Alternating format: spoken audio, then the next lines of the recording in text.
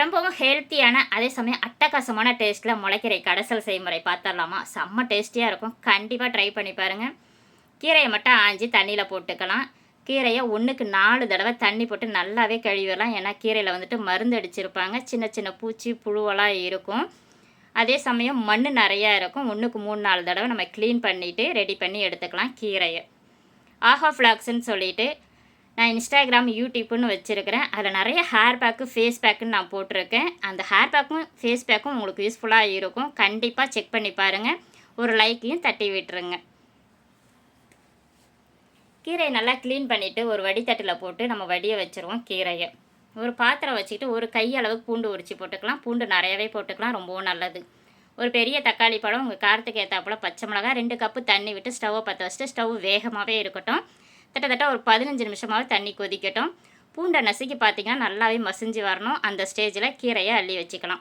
முளைக்கீரைக்கு நான் புளி போட மாட்டேன். இந்த மெத்தடில் நீங்கள் கடைஞ்சிங்கன்னா புளியே தேவைப்படாது. பூண்டும் தக்காளி பழம் மட்டும் நம்ம நிறையா போட்டுக்கிட்டாலே டேஸ்ட்டு சூப்பராக இருக்கும்.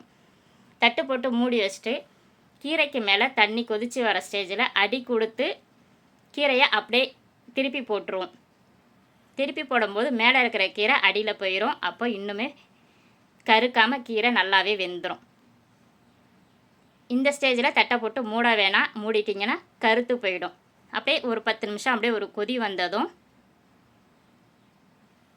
கீரை வெந்துட்டு இருக்கும்போதே ஒரு தாளிப்பு கரண்டி வச்சுட்டு கடுகு உளுத்தம்பயிறு வெள்ளை உளுந்து போட்டு உங்கள் காரத்துக்கு தேவையான அளவு காஞ்ச மிளகாயும் போட்டுக்கிட்டு வெள்ளை உளுந்து வந்துட்டு நல்லா கிட்டத்தட்ட ஒரு 1.5 ஸ்பூன் அளவு போட்டுக்கோங்க. வாசமாக இருக்கும்.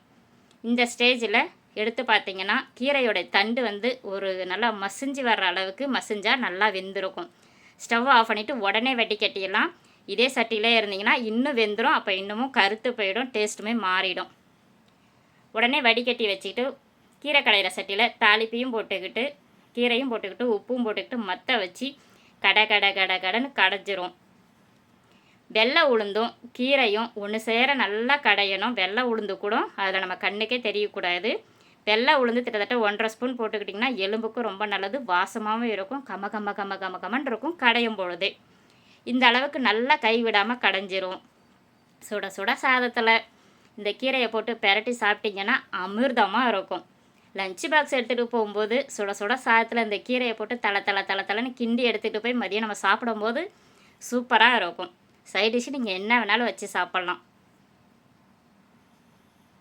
கண்டிப்பாக ட்ரை பண்ணி பாருங்கள்.